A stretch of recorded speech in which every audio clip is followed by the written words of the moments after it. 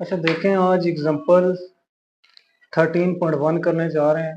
आपके सामने स्टेटमेंट लिखी है कि an ideal gas has density 4.5 kilogram per meter cube at pressure 9.3 into 10 raised power 5 Pascal and temperature 504 Kelvin. Determine the root mean square velocity.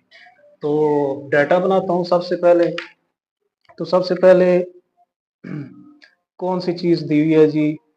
Density 4.5। तो ये लिखा मैंने डेंसिटी को 4.5 किलोग्राम पर मीटर क्यूब।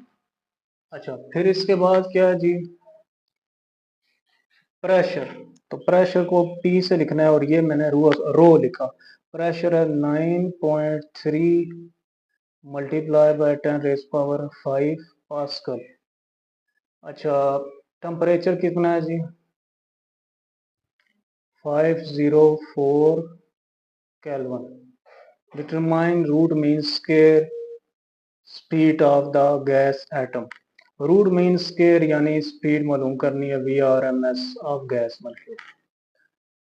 देखें जी, जब डेरिवेशन कर रहे थे हम, जो आर्टिकल पढ़ रहे थे उसमें ये डेरिवेशन की थी कि P इज इक्वल टू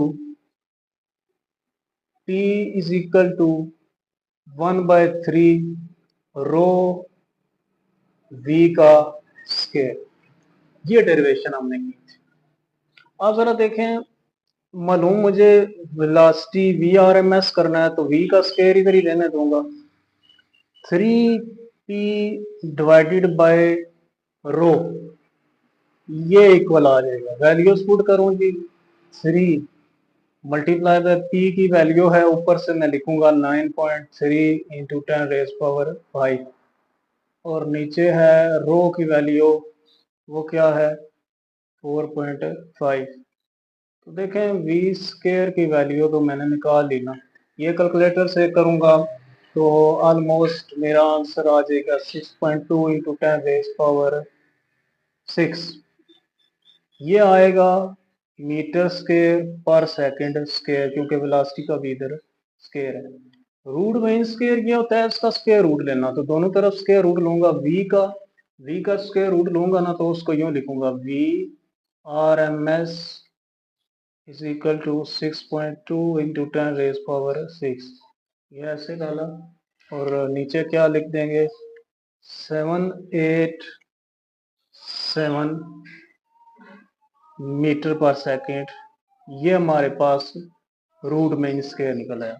तो फॉर्मूला याद रखना है, P is equal to 1/3 rho V square. यहाँ से शुरू करना है और फिर V स्केयर की वैल्यू ऐसे निकल आएगी। ठीक है, स्केयर रूट मालूम करने के लिए इसका क्या करना पड़ेगा? स्केयर लिया हुआ है ना जो, उसी का ऊपर स्केयर रूट ले लेना है। ठीक है, तो ये रूट मीन स्केयर वैल्यू आ जाएगी। अभी अगला न्यूमेरिकल करते हैं जी। एग्जाम्पल नंबर 2 को हल करते हैं। एग्जाम्पल नंबर 2 में लिखा है जी, what is the root mean square speed of air molecule of oxygen. यानी ये भी रूट मीन स्केयर ही पूछी जा रही है ऑफ ऑक्सीजन। और oxygen nitrogen at room temperature, at temperature कितना दिया हुआ है? 25 डिग्री। देखें, केल्विन में तब्दील करने के लिए क्या करना पड़ेगा? 25 प्लस 273, तो 25 ऐड करेंगे तो क्या आ जाएगा? 298 केल्विन।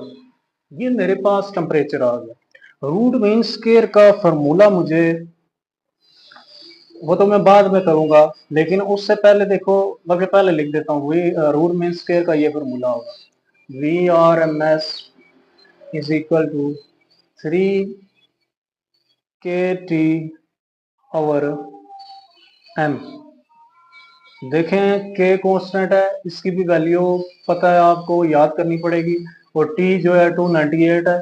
ये स्मॉल m की वैल्यू नहीं दी हुई, लेकिन हमें कहा गया है कि O2 इसका इसकी क्या मालूम करें? रूट मीन स्क्वायर वेलोसिटी मालूम करें। तो देखें, केमिस्ट्री वाले स्टूडेंट जानते हैं कि O2 जो है ना, इसको यूं भी लिखा जा सकता है 16 मल्टीप्लाई बाई 2, ये आ जाता है 32 एटॉमिक मास यूनिट, ये लिखते हैं इस तरह।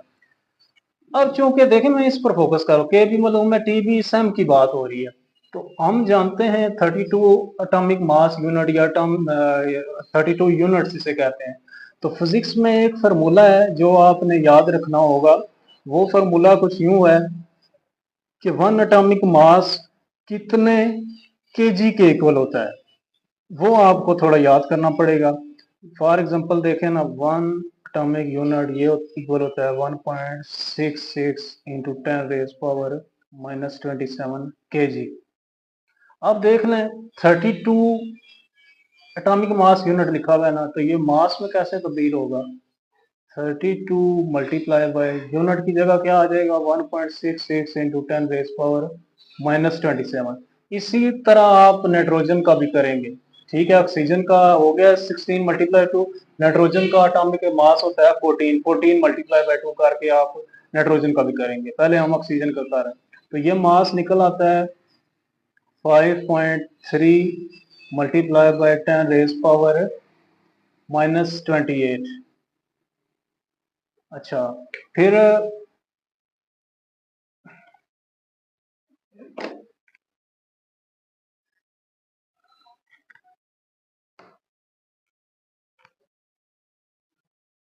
अच्छा, ये -28 नहीं -26 आता है, ठीक है। ये हमारे पास मास आ गया, -26 क्या आ गया, मास आ गया आपके पास। उसके बाद देखें फार्मूला क्या लिखा था, 3 kT/m। तो उसमें वैल्यू पुट करें, 3 मल्टीप्लाई बाय के की वैल्यू याद रखनी पड़ेगी 1.38 इंटू 10 रेज पावर -23, और टेम्परेचर की जगह 298 डिवाइडेड बाय एम की जगह 5.3 इंटू 10 रेज पावर -26। तो ये कर लिया, सारी कैलकुलेशन करेंगे जी तो 481 मीटर पर सेकंड जवाब आ जाएगा। ये हमने क्या मालूम कर लिया, रूट मीन स्क्वायर वेलोसिटी मालूम कर लिया।